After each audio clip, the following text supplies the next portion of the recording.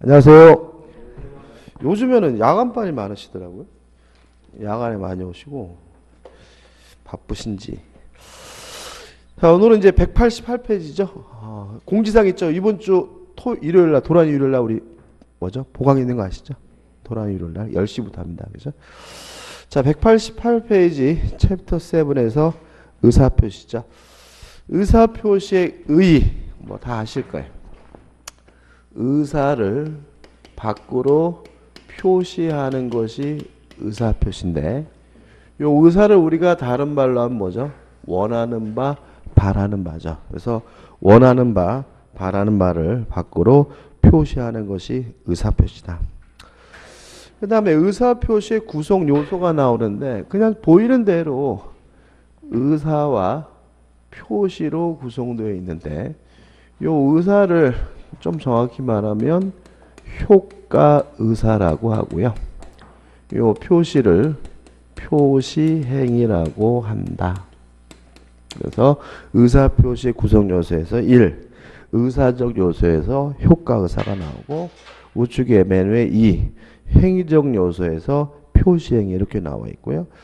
1번 표시행위의 개념 한번 읽어보시면 될 것 같고, 방식 특별한 제한이 없어요. 말로 하든 문서로 하든 명시적으로 하든 묵시적으로 하든 아무 상관이 없는데, 문제가 되는 것은 1번 묵시적 의사표시가 나옵니다. 이걸 좀 생각을 해보면 의사표시가 결국은 둘로 나뉜다는 거죠.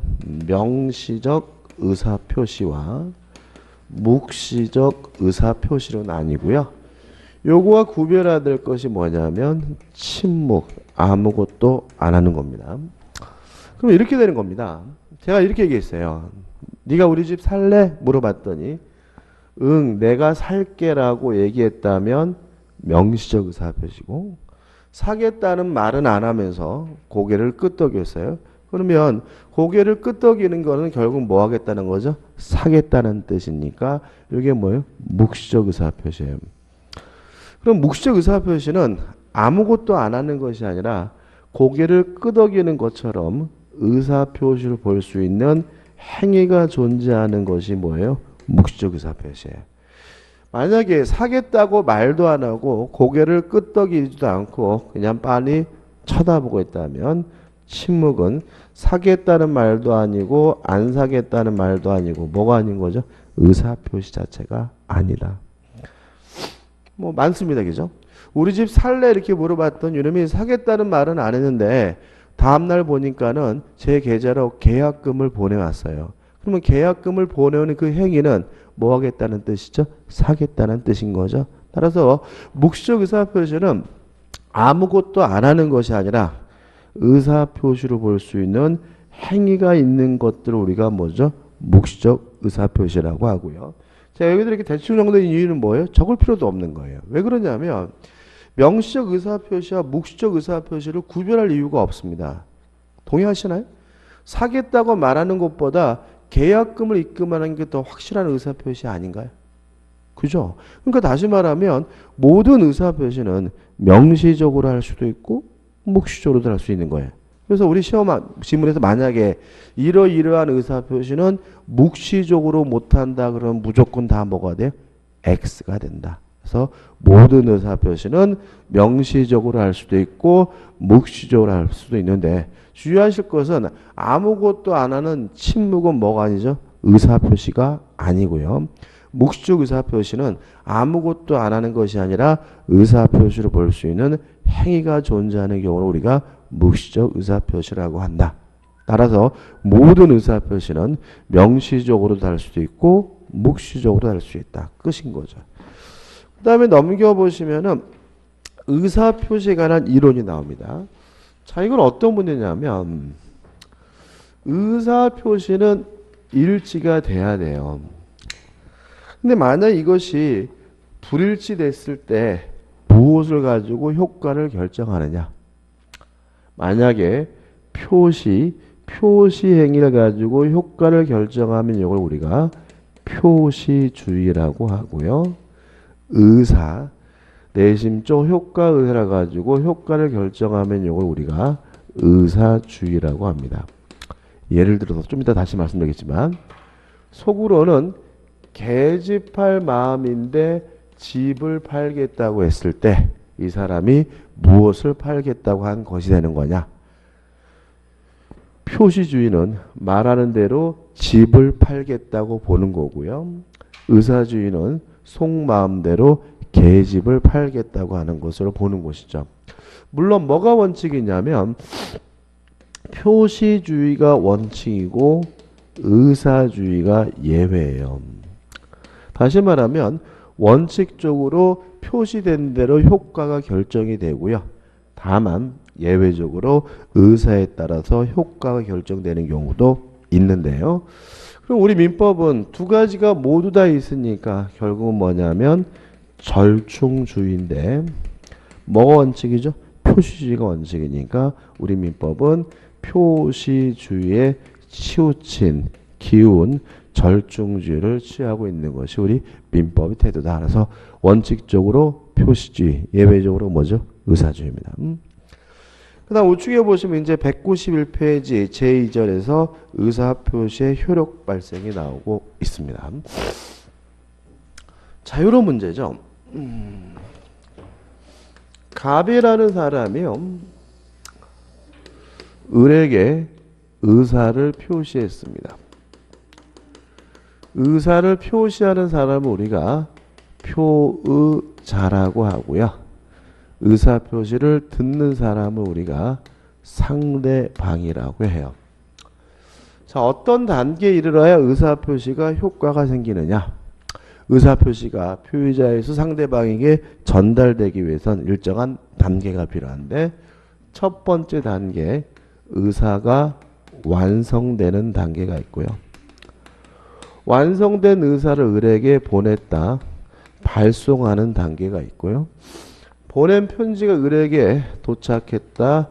도착하는 단계가 있고요. 그 내용을 을이 알게 됐다. 인식하는 단계가 있겠죠. 이런 네 단계에 걸쳐서 의사표시 상대방에게 전달되는데 만약에 을이 그 내용을 인식해야 알아야 비로소 효과가 생긴다. 이런 입법주의를 우리가 요지주의라고 하고요. 알 필요까지는 없다. 도달하기만 하면 도착하기만 하면 효과가 생긴다. 이런 입법주의를 도달주의라고 하고요.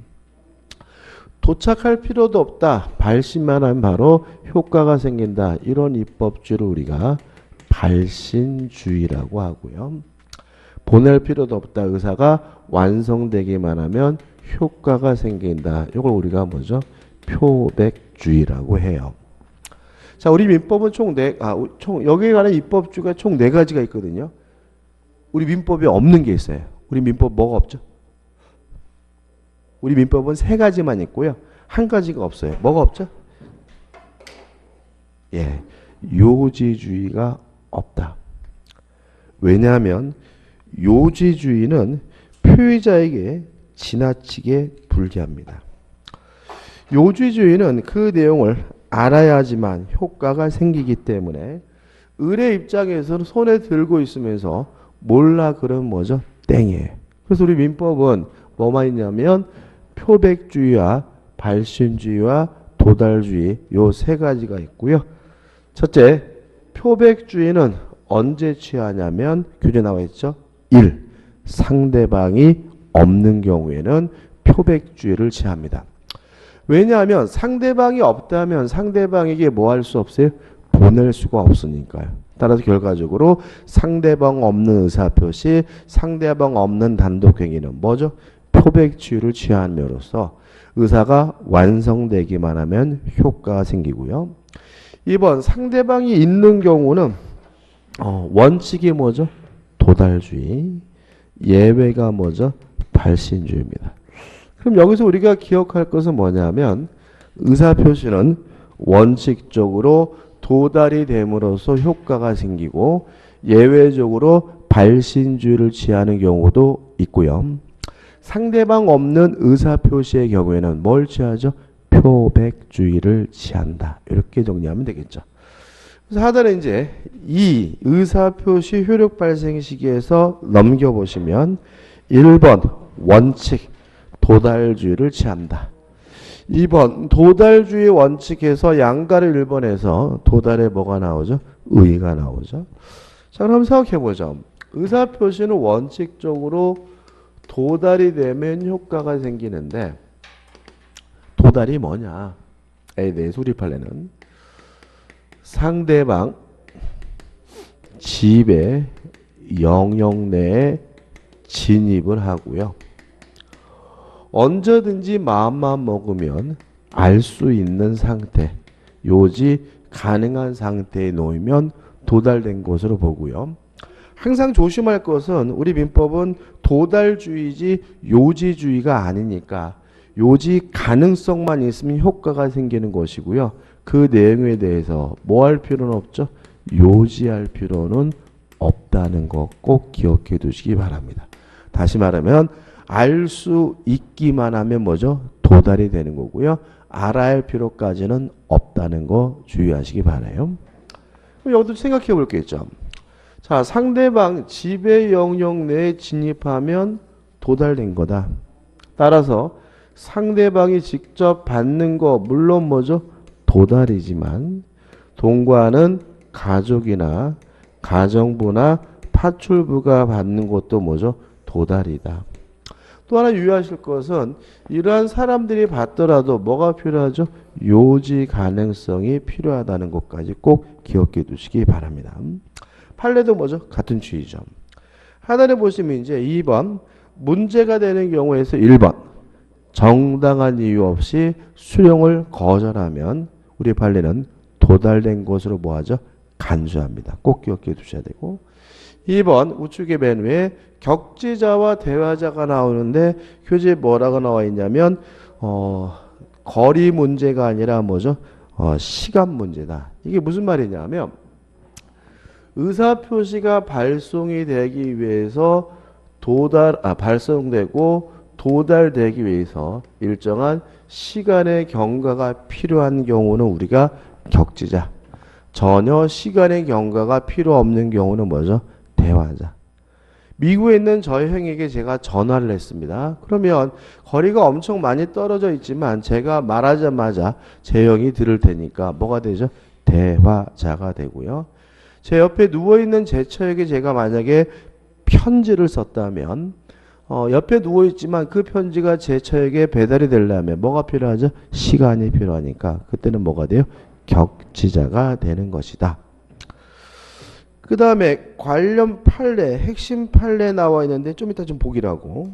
그 다음에 도달주의 효과입니다. 자, 도달주의는 도달하게 되면 효과가 생겨요. 따라서 도달되기 전에는 아직 뭐가 없죠? 효과가 없으니까 발신 후 도달하기 전 요 사이에는 아직 효과가 없으니까 철회하는 것이 가능하다. 다시 말하면 도달된 후에는 철회하지 못하지만 도달되기 전에는 뭐 할 수 있죠? 철회할 수가 있다. 2번 의사표시가 연착되거나 불착이 되면 누가 책임을 집니까? 표자가 책임, 불이익을 입어야 되고요. 3번 발신 후의 사정변경 아주 시험에 잘 나와요. 자, 의사표시가 발송되고 도달하기 전 요 사이에 사정이 변경되더라도 의사표시에는 아무런 영향을 미치지 않아요. 다시 말하면 발신 후 도달하기 전에 표자가 사망을 하거나 또는 제한 능력자가 되더라도 의사표시에는 아무런 영향을 미치지 않으므로 사망하더라도 도달하게 되면 정상적으로 효과가 생기고요. 제한 능력자가 되더라도 도달하게 되면 정상적으로 뭐가 생기죠? 효과가 생긴다는 거 꼭 기억해 두셔야 합니다. 그 다음에 이제 4번 도달주에 대한 예외에서 뭐가 나오죠? 발신주의가 나옵니다. 일단 예외적으로 발신주의인데 크게 말씀드리면 두 가지죠. 답장감 사원총의 소집 통지가 발신주의입니다. 다시 말하면 최고나 촉구에 관한 답장인 확답은 발신주의고요. 청약에 대한 답장인 승낙은 발신주의다. 이렇게 기억하면 되죠. 을이 갑에게 먼저 최고를 냈어요. 그 을의 최고에 대한 답장인 확답은 뭐냐면 발신주의고, 을이 갑에게 먼저 청약을 했어요. 청약에 대한 답장인 갑의 승낙은 뭐죠? 발신주의입니다. 그래서 동그라미 1번 무능력자 상대방의 최고, 촉구에 대한 본인 등의 확답은 뭐죠? 발신주의. 왜요? 답장이니까. 2번 무권되는 상대방의 최고에 대한 답장인 확답은 뭐죠? 발신주의. 4번 채권자의 채무 인수인에 대한 승낙 결국 뭐에 대한 답장이죠? 청약에 대한 답장인 승낙은 뭐죠? 발신주의. 5번 격제자 사이의 계약의 승낙, 청약에 대한 답장인 승낙은 뭐죠? 발신주의입니다. 그래서 2번 사원총의 소집 통지를 빼고 나머지는 다 뭐죠? 답장이니까 크게 기억하시는 겁니다. 답장과 사원총의 소집 통지가 뭐죠? 발신주의다. 그 다음에 이제 3번 의사표시의 공시송달이 나오죠? 113조를 보시면 표자가 과실 없이 상대방을 알지 못하거나 상대방의 소재를 알지 못하는 경우에는 의사표시는 민사소송법 공시송달 규정에 의하여 송달할 수가 있다. 이렇게 나와 있죠. 그럼 여기서 뭘 할 수 있냐면 공시송달에 관한 구체적인 내용은 민법이 아니라 민사소송법이기 때문에 시험에 안 나온다. 그럼 우리는 뭐만 기억하면 되냐면 언제 공시송달하는지만 기억하면 되는데 언제 하죠? 과실 없이 상대방을 알지 못하거나 상대방의 소재를 알지 못하는 경우 뭐랍니까? 공시송달을 하게 된다. 것인 거죠. 그 다음 우측에 4번 의사표시에 뭐가 나오죠? 수령 능력이 나옵니다. 자, 이런 문제입니다. 의사표시가 도달이 됐다는 이유로 효과가 생기려면 지배 영역 내에 진입하고 요지 가능성이 있어야 돼요. 따라서 상대방에게 뭐가 필요하냐면 요지 능력이 필요한데 요지 능력을 우리가 뭐라 그러냐면 수령 능력이라고 합니다. 그래서 수령 능력은 그냥 단순히 받을 수 있는 능력이 아니라 그 의사표시 내용을 이해하고 인식할 수 있는 뭐로 이해합니까? 요지 능력으로 이해하고요. 이러한 요지 능력이 결여된 사람을 우리가 수령 무능력자라고 해요. 그러면 누가 수령 무능력자냐? 이 문제에 대해서 우리 민법은 모든 제한 능력자가 수령 무능력자다라고 규정을 두고 있습니다. 다시 말씀드리면 수령 무능력자는 누가 수령 무능력자죠? 제한 능력자가 수령 무능력자예요. 그러면 이제 196표 주시면 내용을 우리가 쉽게 알 수 있어요. 일단 제한 능력자가 받더라도 도달되지 않습니다. 다만 제한 능력자 측에서 도달됐음을 주장하는 것은 가능합니다. 이게 뭐죠? 원칙이죠. 예외. 다만 법정 대리인이 안 때는 뭐죠? 도달이 되고요. 또 예외적으로 제한 능력자에게 행위 능력이 인정되는 경우에는 무엇도 인정해 줍니까? 수령 능력도 인정을 해 줍니다. 끝입니다. 그죠? 다시 한번요. 모든 제한 능력자는 수령 무능력자이므로 제한 능력자가 받더라도 뭐하지 않죠? 도달되지 않습니다. 다만 제한 능력자 측에서 도달을 주장하는 것은 무방하고요. 또 법정 대리인이 안 때는 뭐죠? 도달이 되고요. 또 예외적으로 제한 능력자에게 행위 능력이 인정되는 경우에는 수령 능력도 인정된다는 것까지 기억해 두시면 됩니다. 끝이죠? 그 다음에 이제 법률행위 해석입니다. 일단 법률행위를 해석한다는 것은 법률행위 속에 들어있는 의사표시를 해석한다는 의미고요. 법률행위 해석, 의사표시 해석이 필요한 이유는 법률행위 효과가 무엇에 의해서 결정되냐면 의사표시에 의해서 결정되기 때문에 그런 거죠. 그럼 한번 생각해보죠. 자, 의사표시가 있었는데요. 의사표시가 불일치됐어요. 그래서 뭔 소리인지 모르겠어요. 그때 그 의미를 확정하는 것이 결국 뭐냐면 법률행위 해석입니다. 갑이 속으로는 계집을 팔고 싶으면서 말로는 집을 팔겠다고 하는 바람에 갑이 팔고자 하는 것이 계집인지 집인지 모르겠어요. 요때 하는 것이 뭐죠? 법률행위 해석인 거죠. 요때 표시행위의 객관적 의미를 탐구하는 거. 다시 말하면 갑이 을에게 계집할 마음인데 집을 팔겠다고 했을 때 을 상대방 입장에서 해석을 하면 이걸 우리가 규범적 해석이라고 하고요. 상대방 입장이라는 말은 결국은 요 표시행위의 객관적 의미를 탐구한다는 말이고요. 규범적 해석을 하게 되면 결국은 갑이 을에게 팔겠다고 한 것은 표시된 대로 뭐가 되는 거죠? 집이 되는 거죠.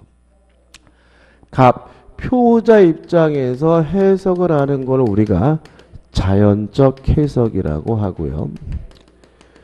표자 입장이라는 말은 결국은 요 내심적 효과 의사를 탐구한다는 얘기고요. 자연적 해석을 하게 되면 갑이 을에게 팔겠다고 한 것은 속마음대로 뭐가 돼요? 계집이 되는 거죠. 그럼 여기서 좀 착안할 것은 뭐냐면 규범적 해석 결국은 뭐로 통하냐면 표시주의로 통하고요. 자연적 해석은 무엇과 연결돼요? 의사주의와 연결되는 거잖아요. 그죠? 뭐가 원칙이죠? 표시주의가 원칙이니까 결국은 규범적 해석이 원칙이고 자연적 해석은 뭐임을 알 수 있냐면 예외임을 알 수가 있고요.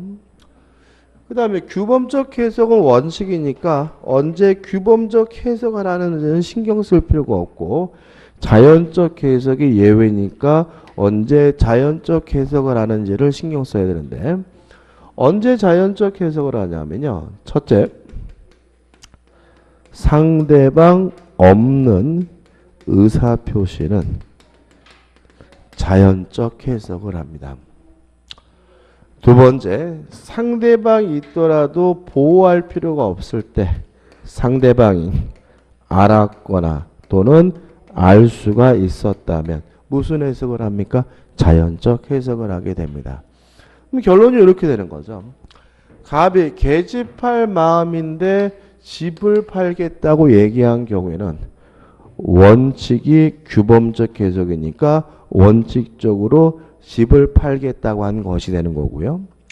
다만 갑이 팔고자 하는 것이 집이 아니라 계집이라는 사실을 이미 알았거나 또는 어떻게요? 알 수가 있었다면 그래서 예외적으로 뭐죠? 자연적 해석이니까 속마음대로 갑이 을에게 팔겠다고 한 것은 뭐가 돼요? 계집이 되는 거다. 다 한 겁니다. 그죠? 자, 교재 잠깐 볼까요? 교재 보시면 1 우측에 해석방법에서 규범적 해석 의의가 나와 있고요. 적용 보면은 뭐가 되는 거죠? 원칙.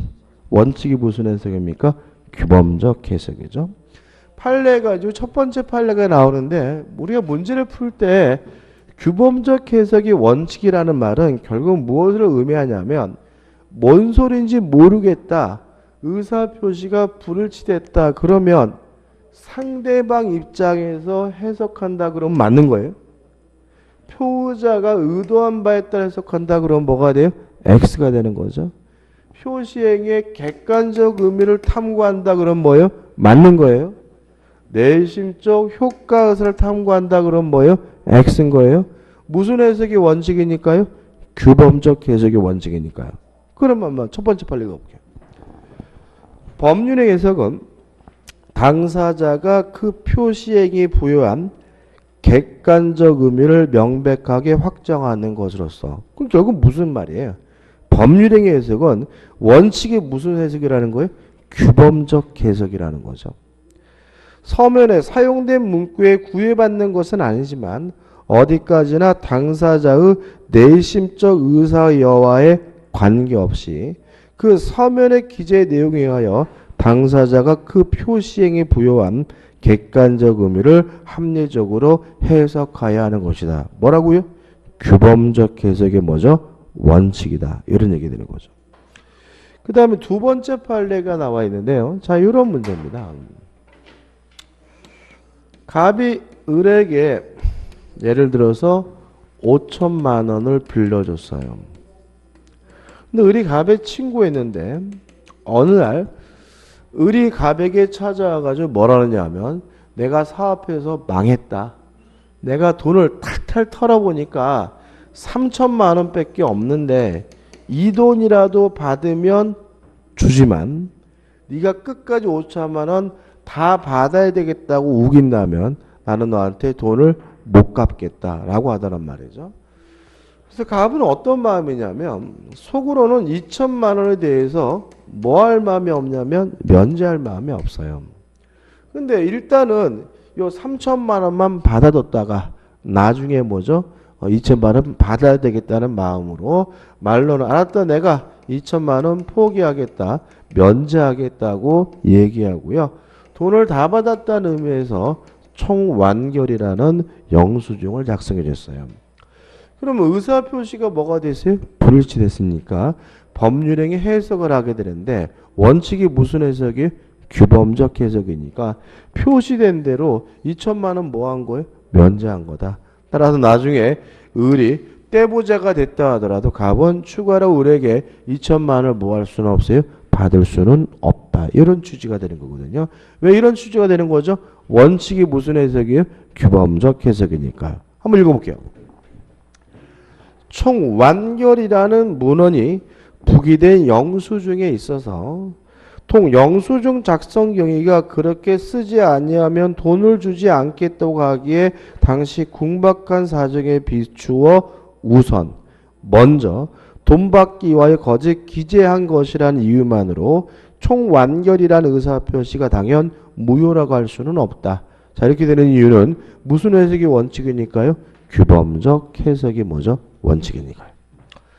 그 다음에 넘겨보시면 2번 자연적 해석이 나옵니다. 의는 표의자 입장에 해석하는 것이 뭐죠? 자연적 해석이고 적용 범위는 상대방 없는 의사표시와 상대방이 알았거나 알 수 있었을 경우에 무슨 해석을 하죠? 자연적 해석을 하는 거다. 연습을 좀 해볼게요. 갑이 을에게요 지금 뭘 팔고 싶냐면 계집을 팔고 싶어요. 근데 뭘 팔겠다고 했냐면 집을 팔겠다고 했거든요.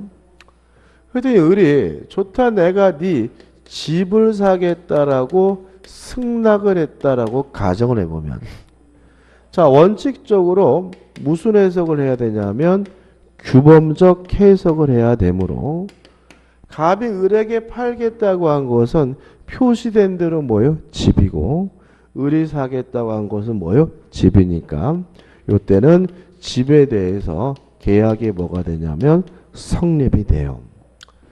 근데 여기서 좀 생각해 볼 것은 뭐냐면 지금 갑을 보면 의사표시가 불일치 되어 있거든요.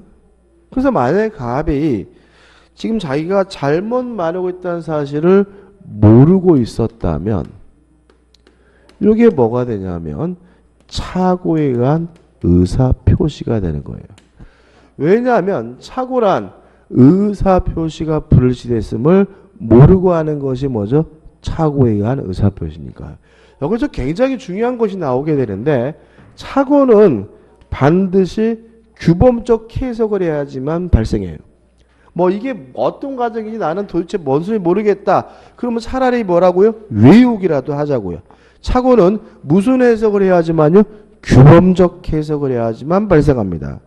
자연적 해석을 하는 경우에는 어떠한 경우에도 착오 문제가 발생할 수가 없어요. 왜 그러냐면 만약에 이 사례를 자연적 해석을 하게 되면 갑이 을에게 팔겠다고 한 것은 뭐가 돼요?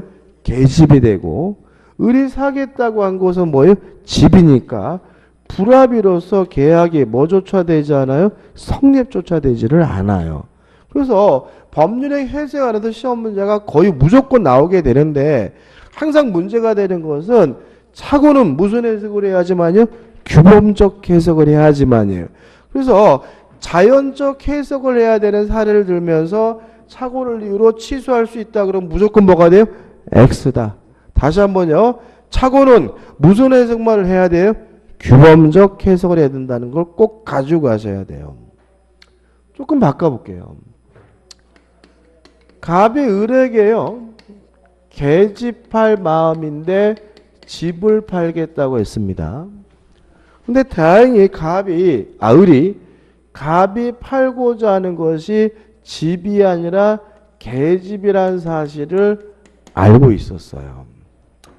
그래서 좋다 내가 네 계집을 사겠다라고 승낙을 했다라고 가정을 해보면 지금 상대방이 악이기 때문에 요 사례는 무슨 해석을 해야 돼요? 자연적 해석을 해야 되는 거죠. 그죠? 원칙이 뭐라고요? 규범적 해석. 상대방이 알았거나 알 수 있었으면 무슨 해석이에요? 자연적 해석이니까요. 그러면 자연적 해석을 하게 되면 갑이 을에게 팔겠다고 한 것은 뭐예요? 계집. 을이 사겠다고 한 것도 뭐예요? 계집이니까 요때는 계집에 대해서 계약이 뭐하게 돼요? 성립이 돼요. 그럼 결과적으로 갑의 입장에서는 계집을 집이라고 오표시 잘못 표시했더라도 원하는 대로 계집하는데 아무런 영향을 미치지 않고 있기 때문에 이걸 우리가 뭐라 그러냐면 오표시 무해의 원칙이라고 하는 거예요. 다시 말하면 오표시 무해 원칙이란 무슨 해석 결과입니까? 자연적 해석 결과고요. 자연적 해석 결과 속마음대로 의사대로 계약이 성립되는 경우가 뭐가 되는 거죠? 오표시 무해의 원칙인 거예요. 이거는요 꼭 해보셔야 돼요. 이거는 염수장 펴놓으시고 여러분들이 해보시고 나서 이게 이거구나 라고 딱 캐치를 하셔야지 이 부분이 해결되는 거고 한 문제를 맞추는 거고요. 그냥 무작정 외운다고 해결된 문제는 아니니까 제발 좀 염수장 펴놓으시고 한번 꼭 해보셨으면 좋겠어요. 그러면 끝나요. 잊어버리지도 않아. 근데 자꾸 이렇게 머리를 이렇게 생각하는 것을 귀찮아하고 번거로 하시니까 이게 해결이 안 되는 거죠. 다 한 겁니다. 교재 보시면 이제 뭐가 나오냐면 사례가 나오고 밑에 핵심 판례가 나오거든요. 자, 이건 뭐냐면 실제로 이 사람들이 거래하고 싶었던 것은 갑토지예요. 근데 계약서에다 뭐라고 적어놨냐면 을토지라고 적어놨어요. 그러면 여기서 우리가 첫 번째 생각을 해야 될 것은 규범적 해석인지 자연적 해석인지를 생각해 봐야 되는데 원칙이 무슨 해석이에요? 규범적 해석. 상대방이 알았거나 알 수 있었으면 뭐예요? 자연적 해석이잖아요. 핵심 판례 한번 읽어볼게요. 부동산의 매매 계약이 있어 쌍방 당사자가 모두 특정의 갑토지를 계약의 목적물로 삼았으나 그럼 쌍방 모두가 매매 대상이 갑토지임을 알았죠. 따라서 이것은 규범적 해석이 아니라 무슨 해석이에요? 자연적 해석인 거예요. 그러면 원하는 대로 뭐에 대해서요? 갑토지에 대해서 계약이 뭐가 돼요? 성립이 되는 거예요. 무슨 해석을 해야 되니까요? 자연적 해석을 해야 되니까요. 요 사례는 착오를 이유로 뭐 할 수 없어요? 취소할 수 없는 사례예요. 왜요? 착오는 무슨 해석을 해야지만 발생하는 거죠? 규범적 해석을 해야지만 발생하는 사례니까요. 그럼 결과적으로 이 사람들은 뭘 이전 등기해 줘야 돼요? 갑토지를. 서로 을토지에 대해서 등기가 이루어졌더라도 그 등기는 뭐인 거죠? 무효인 거죠. 끝입니다. 그다음 우측에 보시면 뭐가 나오냐면 보충적 해석에 나와요. 자, 이런 문제입니다.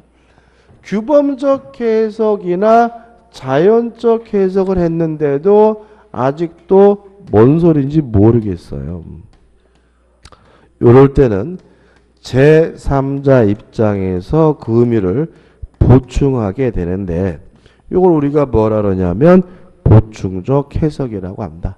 다시 말하면 보충적 해석은 말 그대로 규범적 해석이나 자연적 해석을 한 후에 하게 되는 거고요. 처음부터 뭘 할 수는 없습니까? 보충적 해석을 할 수는 없음을 주의하시기 바랍니다. 그 다음 우측 하단에 보시면 법률행위 해석에 뭐가 나오냐면 기준이 나와요. 일단 해석의 기준으로서요. 첫 번째, 당사자가 기도한 목적을 가지고 해석을 하게 됩니다. 그래도 뭔 소리인지 모르겠으면 두 번째, 사실인 관습을 가지고 해석을 해보고요. 그래도 뭔 소리인지 모르겠으면 그때는 세 번째, 이미 법규를 가지고 해석을 하고, 그래도 뭔 소리인지 모르겠으면 신의 성실 및 조리를 가지고 해석하게 됩니다. 여기서 문제가 되는 것은 뭐냐면 요거를 네 가지를 외워야 되는 건 아니고 요것과 이 해석 기준과 법률의 해석 방법이 뭐가 돼요? 결합이 돼야 되는 거죠. 일단 법률의 목적은 다른 말로 하면 원하는 바, 바라는 바예요. 그래서 목적 가지고 해석한다는 말은 법률 소송이 들어있는 의사표시를 가지고 해석한다는 거거든요. 그럼 여기서 뭘 할 수 있냐면 규범적 해석이나 자연적 해석이나 보충적 해석은 뭘 가지고 해석을 하고 있죠? 의사표시를 가지고 해석하고 있잖아요. 그러면 목적 가지고 해석한다는 말 속에서 결국은 규범적 해석이나 자연적 해석을 의미한다는 걸 알 수가 있는 거죠. 자, 아무튼 규범적 해석이나 자연적 해석은 목적을 가지고 해석을 하는 거예요. 이렇게 해석이 끝나면 좋은데 그래도 뭔 소리인지 모르겠다면 그때는 사실인 관습을 가지고 해석하게 되는데 사실인 관습의 개념은 이미 아시죠? 오랜 관행입니다. 그죠? 그러면 해석과 관련된 오랜 관행이 가장 중요한 게 뭐가 있다 그랬죠? 뭐 사투리, 뭐 관용적 표현 이런 것들을 말하고요.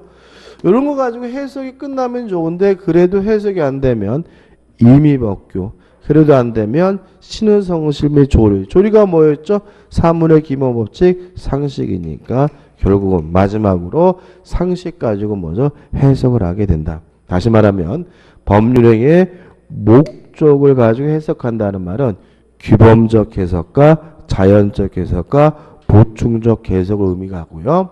요거 가지고 안 되게 되면 그대는 사실인 관습, 임의법기, 조리 가지고 해석을 하게 됩니다. 끝입니다. 이제 한번 읽어보시죠. 이번 중요한 거 아니까 쭉 읽어보시고 좀 쉬었다가요. 202페이지 의사표시에 불일치해서 진이 아닌 의사표시를 보도록 하겠습니다.